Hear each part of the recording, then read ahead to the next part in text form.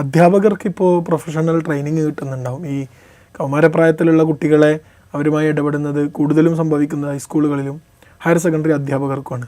നിലവിൽ ഇങ്ങനെ higher secondary high school അധ്യാപകർക്ക് ഇത്തരത്തിലുള്ള കുട്ടികളുടെ സ്വഭാവവുമായി ബന്ധപ്പെട്ട ലഭിച്ചുകൊണ്ടിരിക്കുന്ന പരിശീലനങ്ങളെക്കുറിച്ചൊക്കെ എന്തൊക്കെയാണ് നിലവിലുള്ള സൗകര്യങ്ങൾ?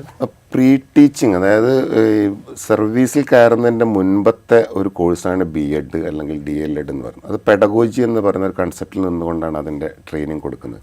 അതിൽ പ്രധാനപ്പെട്ട ഒരു ഏരിയ തന്നെയാണ് സൈക്കോളജി ഓഫ് ദി ലേണർ. പക്ഷേ നമ്മൾ പലപ്പോഴും സൈക്കോളജി മാത്രമല്ല എല്ലാം പഠിക്കുന്നത് പരീക്ഷ എഴുതാനുള്ളതാണ് എന്നതാണ്, അതിനെ പ്രാവർത്തികമാക്കാനുള്ളതാണ് എന്ന് പറയുന്ന ഒരു കാഴ്ചപ്പാട് എത്താത്തൊരു വലിയ പ്രശ്നം തന്നെയാണ്.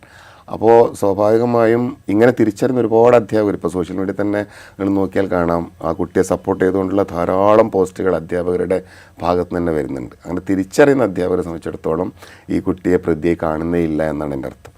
പക്ഷേ ഇൻ സർവീസ് സമയത്ത് ഇത്തരത്തിലുള്ള പ്രത്യേക പരിശീലനങ്ങൾ കൊടുക്കുന്നില്ല. അത് അധ്യാപകരെന്ന് പറയുന്നത് അപ്ഡേറ്റ് ചെയ്യേണ്ടവരാണ്. അപ്പോൾ കാലത്തിനനുസരിച്ച് പഠിക്കുക എന്നത് ഒരു പ്രൊഫഷണലിസത്തിൻ്റെ ഭാഗമാണ്. പുതിയ കാലത്തെ കുട്ടികൾ ഇങ്ങനെയാണ് എങ്കിൽ ആ കുട്ടികൾ എങ്ങനെയാണ് പെരുമാറേണ്ടത് എന്നത് പഠിക്കൽ അധ്യാപകരുടെ പ്രൊഫഷൻ്റെ ഭാഗമായിട്ടുള്ള ഉത്തരവാദിത്വം തന്നെയാണ്. അതിനുള്ള ഇഷ്ടംപോലെ അവസരങ്ങളും വേദികളും ഉണ്ട്. നമ്മളിപ്പോൾ കഴിഞ്ഞ നടന്ന സംഭവത്തിൽ ഈ വിദ്യാർത്ഥികളുടെ കൂട്ടുകാരാണ് ഈ കുട്ടിയുടെ ഡ്രസ്സ് അഴിച്ച് റീല് ചിത്രീകരിക്കുന്നത്. സിനിമയിൽ നിന്ന് മോട്ടിവേറ്റഡ് ആയതാണെന്നാണ് അവർ പറയുന്നത്. ഇങ്ങനെ സിനിമയുടെ അല്ലെങ്കിൽ സോഷ്യൽ മീഡിയയിൽ വരുന്ന റീലുകളുടെയൊക്കെ സ്വാധീനം ഒരു ഭാഗത്തുണ്ട്. അതോടൊപ്പം കൂട്ടുകാരിൽ നിന്ന് ഇത്തരത്തിലുള്ള ബാഡ് ഇൻഫ്ലുവൻസ് ലഭിക്കുന്ന സന്ദർഭങ്ങളും കൂടി വരികയാണല്ലോ. അപ്പോൾ അതെങ്ങനെയാണ് നമ്മുടെ കുട്ടികളെ സ്വാധീനിക്കുന്നത്? ശരിക്കും ഈ പിയർ പ്രഷർ എന്ന് പറയുന്നത് ഏറ്റവും അധികം ഉണ്ടാകുന്ന ഒരു കാലമാണ് 13 മുതൽ 19 വരെയുള്ള പ്രായം. അതായത് അവർ പലപ്പോഴും പല പ്രവൃത്തികളും ചെയ്യുന്നത് അവരുടെ ഇഷ്ടത്തിനല്ല, കൂട്ടുകാർ പിണങ്ങാതിരിക്കാൻ വേണ്ടിയിട്ടോ കൂട്ടം തെറ്റാതിരിക്കാൻ വേണ്ടിയിട്ടോ ആണ്. അതിനാണ് നമ്മൾ പിയർ എപ്പോഴും പ്രഷർ ഉണ്ടാക്കിക്കൊണ്ടിരിക്കുന്ന ഒരു സാധനം അതാണ്. ഈ പിയർ പ്രഷർ എന്ന് പറയുന്നത് തന്നെ കെയർഫുള്ളി കെയർലെസ് എന്ന് പറയുന്ന ഒരു ടെക്നിക്കാണ് ഇത്തരത്തിലുള്ള കുട്ടികളോട് ഇടപഴകുമ്പോൾ ഉണ്ടാവേണ്ടത് എന്നാണ്. അവരെ നമ്മൾ സ്വതന്ത്രമായി വിടുന്നു എന്ന തോന്നൽ അവർക്ക് കൊടുക്കുമ്പോൾ പോലും അവരുടെ പ്രവർത്തികളെ നിരീക്ഷിക്കപ്പെടേണ്ടതുണ്ട്. അത് നിരീക്ഷിക്കുക എന്ന് പറയുന്നത് നേരത്തെ നമ്മൾ പറഞ്ഞ ഒരു സദാചാര കണ്ണുകൊണ്ട് നോക്കുക എന്ന അർത്ഥത്തിലല്ല ഞാൻ പറയുന്നത്. കാരണം അവർക്കിത് ശരിയാണോ തെറ്റാണോ തിരിച്ചറിയാൻ പറ്റാത്തൊരു സാഹചര്യം ഉണ്ടല്ലോ.